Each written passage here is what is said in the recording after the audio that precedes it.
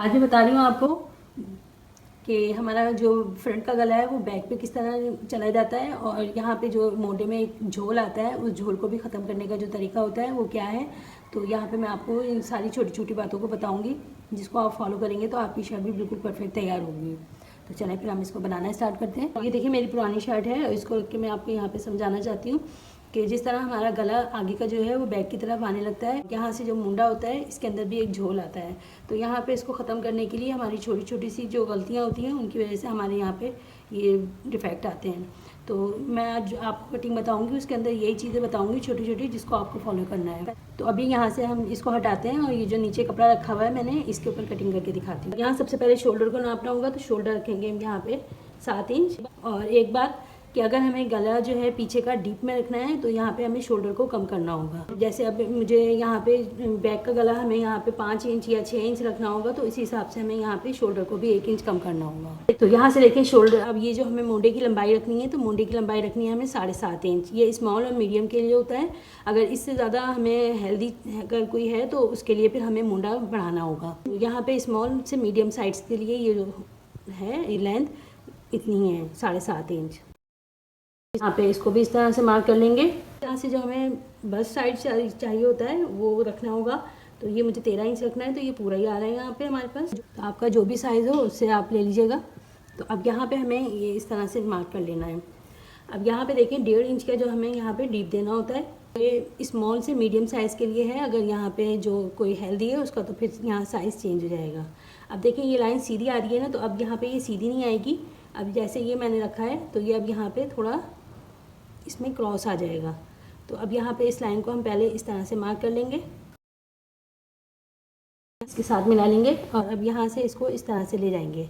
तो ये यहाँ पे जो है बिल्कुल सीधा नहीं लेके जाना है, यहाँ पे ये थोड़ा सा राउंड में आ जाएगा हमारे पास। देखें इस तरह से ये मोंडा आएगा। अगर यहाँ हम सीधा ले जाते हैं तभी भी हमारे पास यहाँ पे कपड़ा ज़्यादा होता है, तो ये फिर सिलाई होने के बाद और पहनने के बाद यहाँ पे इस जगह पे झोल आने लगता है। अब यहाँ से हमें कमर का साइज़ लेना होगा, तो जो नॉर्मल हम रखते हैं वही हम रखेंगे। तो यहाँ पे देखिए कमर की जो हमारी लेंथ है ये 7 इंच पे आएगी इस तरह से। यहाँ पे जो हमारा चेस्ट साइज़ है उससे 1 इंच हम यहाँ पे इसको कम कर लेंगे। तो ये हमारा लूज़ फिटिंग वाली शर्ट होगी। तो यहाँ पे ये हमारे पास 12 इंच का निशान आ जाएगा। यहाँ पे 12 इंच पे यहाँ पे इस लाइन को इसके साथ मिला लेंगे। अब यहाँ पे जो दामन है वो हमारा बिल्कुल सीधा है, तो इसके लिए हमें कुछ नहीं करना होगा, सिर्फ इसको यहाँ पे शेप में लाना होगा।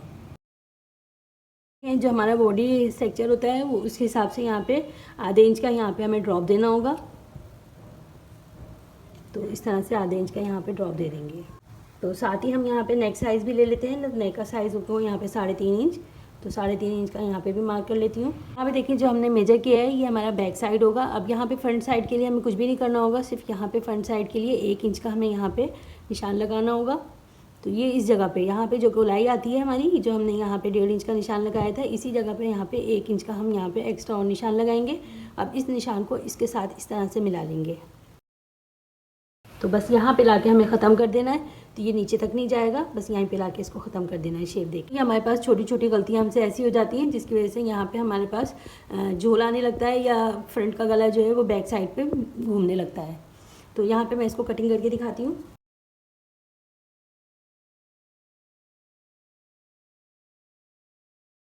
तो ये देखें आधे इंच का जो ड्रॉप दिया है ये इसको भी हम यहाँ से कटिंग कर लेते हैं।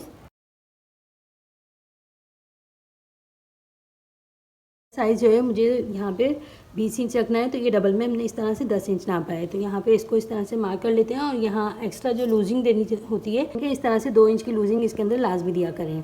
तो ये जो मैंने कटिंग करी है इसमें यहाँ सब में 2 इंच की लूजिंग रखी है मैंने। अब यहाँ से हम चाकू का निशान लगाएंगे।